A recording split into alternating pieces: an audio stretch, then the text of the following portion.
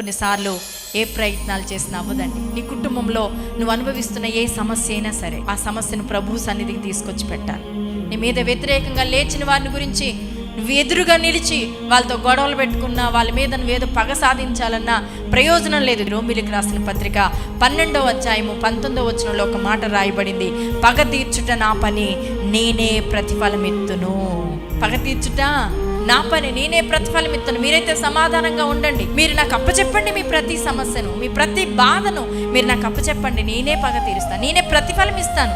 మీరెందుకు అనవసరంగా జోక్యం చేసుకోవడం? నీ మీదకి శత్రువులు ఎవరైనా లేచారా? నీ మీద వ్యతిరేకంగా ఎవరైనా మాట్లాడుతున్నారా? అవమానంగా మాట్లాడుతున్నారా? హింసిస్తున్నారా? దూషిస్తున్నారా? సైలెంట్గా ఉండండి. ప్రభువా, ఒక్కసారి ఆ వ్యక్తి నా మీద పలుకుతున్న దూషణ, నా మీద మోపుతున్న నిందలు, కలగజేస్తున్న అవమానం, నాకు కలగజేస్తున్న ఇబ్బంది మీరు చూడండి ప్రభువా అని దేవుడు సన్నిధిలో నువ్వు ప్రార్థన చేస్తే నీ పక్షాన దేవుడు కలగజేసుకుంటాడు.